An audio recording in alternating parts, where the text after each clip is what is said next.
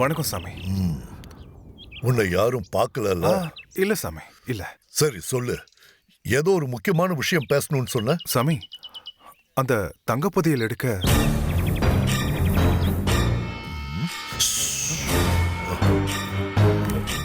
என்ன என்ன சாமி? அங்க பின்னாடி யாரோ மறைஞ்சிருக்காங்க.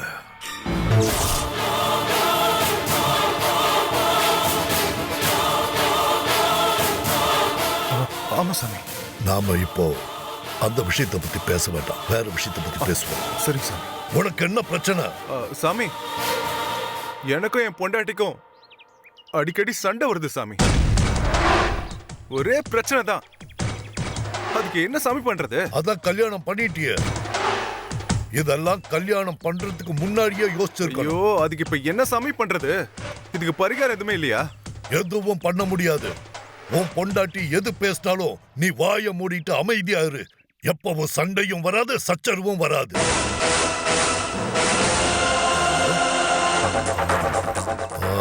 அதோ போறானே, தெரியுதா? ஆமா சாமி. இப்ப சொல்லு, என்ன விஷயம்? சாமி, அங்க வந்தவன் ஏதோ வியூ பார்க்க வந்த மாதிரி இருக்க. ஆமா, அதான் நீ முக்கியமான விஷயம் பேசணும்னு சொன்னப்போ உன்னை கோவிலுக்கு வர வேண்டாம், இங்க வான்னு சொன்ன. வந்தது யார சாமி இருக்கும்? கட்டாயம் அது போலீஸா தான் இருக்கும். போலீஸா? என்ன சாமி சொல்றீங்க? ஆமா, அந்த தங்க புதையல் மேல போலீஸுக்கு சந்தேகம் வர ஆரம்பிச்சிருச்சு. அதான் இப்படி என்ன மறைஞ்சு நின்னு வேவு பாக்குறாங்க. சரி சொல்லு, சட்டுன்னு பேசிட்டு கிளம்பலாம். சாமி, அந்த தங்க புதையலுக்கு பலி கொடுக்க ஒரு பொண்ணை தயார் பண்ணிட்டேன். நாளைக்கே கூட்டிட்டு வர சொன்னாலும் கூட்டிட்டு வந்துடுறேன். அந்த பொண்ணு யாரு? இதான் சாமி. இதா.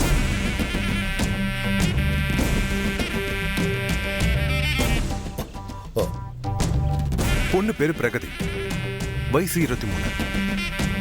பலி கொடுக்க ஏத்தவ. இவ்வளவு பலி கொடுத்தா யாரும் சந்தேகப்பட மாட்டாங்கல்ல? சந்தேகம்லாம் பட மாட்டாங்க சாமி. ஏன்னா இவளே ஒரு ஊதாரி. யார் வேணாலும் லவ் பண்ணுவேன்னு சொல்லிட்டு அலைவா. இவள ஒரு வேஸ்ட் சாமி. ஒரு விதத்துல சொன்னோன்னா ஒரு பொம்பளை பொறுக்கை. சரி, இன்னும் 10 நாள் பொறு. போலீஸ் வேவு பார்க்கறத நிறுத்தட்டும். அதுக்கப்புறம் அந்த கோயிலுக்கு போய் அந்த பிரகதியை பலி கொடுத்து தங்க புதையலை எடுத்துருவோம். சரிங்க சாமி. சாமி, இத சொல்லும் போது எனக்கு ரொம்ப சந்தோஷமா இருக்கு சாமி. அந்த புதையல் கிடைச்சதும் இன்னும் சந்தோஷமாயிடுவ. நீ வந்த மாதிரியே கிளம்பு. சரிங்க சாமி. சாமி, என்ன? இல்ல, கண்டிப்பா அந்த புதையல் என் கைக்கு வந்துரும்ல? வந்துடும், கண்டிப்பா வந்துடும். அதுல உனக்கு என்ன சந்தேகம்? சாமி, அந்த புதையல் எடுத்து கொடுத்தா உங்களுக்கு நான் என்ன செய்யணும்? அதான் அன்னைக்கே சொல்லிட்டேனே, நேரம் வரும்போது நானே கேட்கிறேன். அதான் சாமி, உங்களுக்கு நான் என்ன செய்யணும்னு சொல்லுங்க. அதத்தான் சொல்றேன், நேரம் வர்றப்ப நானே கேட்கிறேன். நீ கிளம்பு. சரிங்க சாமி, நீங்க என்ன வேணாலும் கேளுங்க. நான் அதை கண்டிப்பா தட்டாம கொடுக்குறேன். சரி, நீ கிளம்பு. நான் வரேன். டேய், நீ எப்படிப்பட்டவனு எனக்கு தெரியாதா?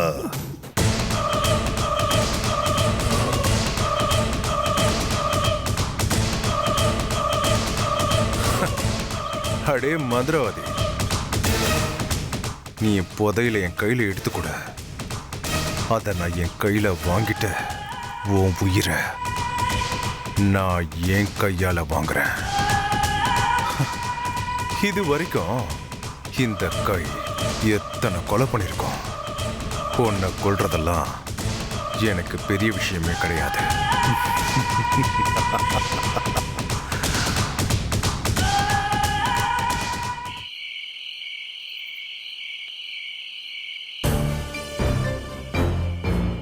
யோ, என்னையா அர்ஜென்ட்டான விஷயம் பேசணும், நேர்ல வாங்கன்னு சொன்ன? சார், நான் அந்த மந்திரவாதி பின் தொடர்ந்து போனல, ஒரு ரகசியம் தெரிய வந்திருக்கு சார். என்னையா அது? ஏதோ பீடிகை போட்டு பேசுற. அப்படி என்ன ரகசியம் தெரிய வந்தது? அந்த மந்திரவாதி நல்ல வேலை சார். ஏன் அப்படி சொல்ற? வாக்கு சொல்லணும்னா கோவில தானே சொல்லணும். ஆமா.